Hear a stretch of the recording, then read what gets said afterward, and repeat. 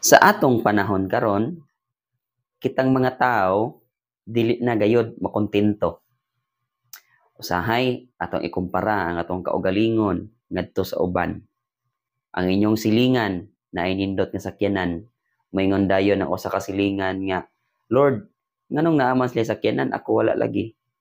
Lord, nganong nindot na makailang balay, ako wala lagi. Lord, nganong nindot na makailang mga sinina, nga ako wala lagi. Sige slaglaag, kami wala lagi midaglaag nga. Unta Lord, nagsimba man ta mi sige, nagserbisyo man ta mi sa simbahan, nagbinuotan man ta mi Lord, pero sila Lord, mas hayahay palagi sila kaysa namo. Dili ta gusto nga moasinso ang atong silingan. Mo na bitaw lang giingon nga sa di pa ka moasinso, dapat kang mananghid sa imong silingan kay basin imong silingan dili mosugot. Kay kita kusog man ta mag-compare sa atong kaugalingon ngadto sa uban.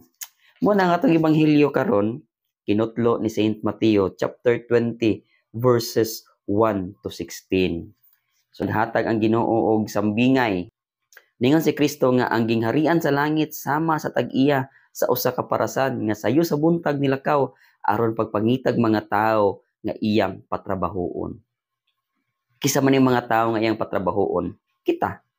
Di ba? Kita nga mga steward, mga piniyalan sa tag-iya sa parasan. Ang tag-iya mao ang Ginoo. Kanang iyang pagpatrabaho nato mauna ang iyang kaabunda sa grasya. Mao na kung giunsa niya pagpanghatag ang iyahang mga blessings diri kanato. Nay nauna nga nahatagan, naay diri sa udto nang nahatagan ug naapod sa hapon na nahatagan. Pero unsay nakaayo sa Ginoo, ang tanan patas.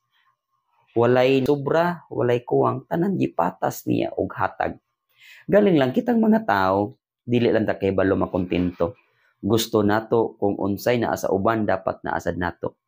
Kung unsay naa nato, dili dapat sa uban ato ra na siya. Masuya ta, masina ta sa uban. Nga compare dayon ta. Ikaw mag-compare, basulon dayon nato ang Ginoo. Apan ang wala nato makita ang kaayo sa Ginoo. Kabantay mo kung mag-uwan, kinsa man ang mabasa sa uwan. Di ba kitang tanan mabasa man sa uwan?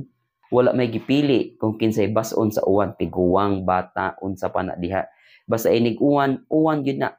Tanan yun na mo mabasa niya nang dapita nga giuwanan. Ingon ana pod ang grasya sa Ginoo. Ing ana kaabunda ang iyang pagpanghatag diri kanato. Kita dili ka mao makontento. Dili gani kay balo